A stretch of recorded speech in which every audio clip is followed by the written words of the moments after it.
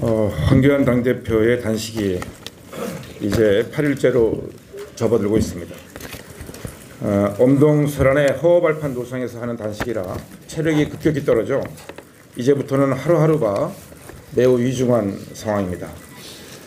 황 대표께서는 국민의 안전과 헌법수호 민주주의를 지키기 위해서 지소미아 선거법, 공수처법과 관련된 국정 현안을 논의하고자 대통령께 면담을 요청했으나 시간이 없다는 이유로 거절당했습니다. 아니, 오히려 대통령이 야당 대표를 만나자고 해서 국정 운영에 대한 협조를 요청해야 되는 것이 아닙니까? 하물며 제1야당의 대표의 면담 요청을 시간이 없다는 이유로 거절하는 것은 정말 이해하기가 어렵습니다. 이제 어저께 한아시안 정상회의가 끝났습니다. 이제 시간이 없다는 핑계는 될 수 없을 것입니다.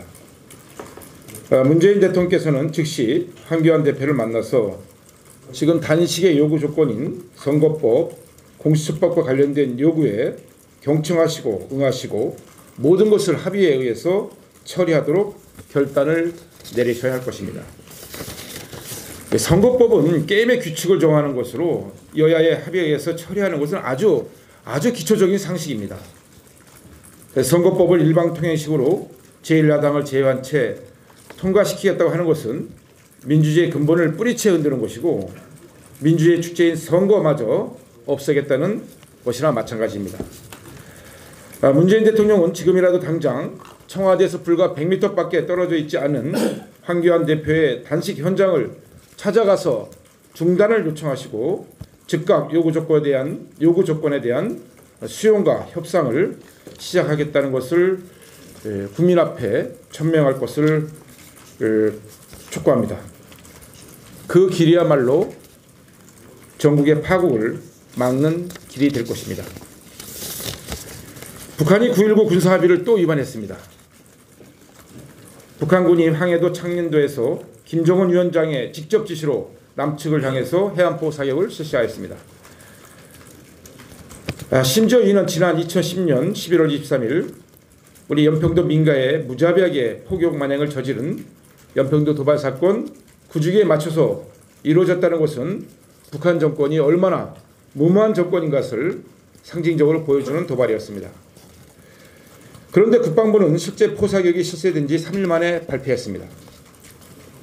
국방부의 발표가 늦어지자 마치 북한이 스스로 해안포 도발을 공표하고 9.19 군사합의를 위반했음을 증명해 준 것처럼 보일 지경입니다.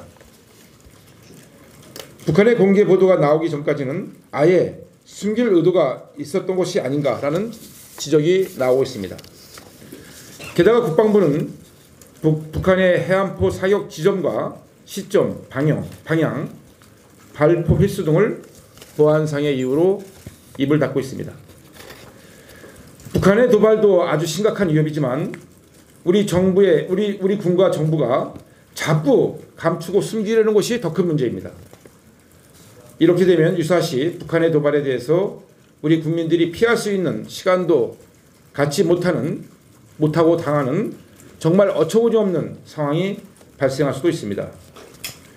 9.19 군사합의를 북한이 무력 도발로 휴지 조각으로 만들었기 때문에 우리도 이제 9.19 군사합의를 즉각 폐기하고 그동안 중단했던 군사훈련 또 철저하게 군경계태세를 유지해 나가야 할 것입니다.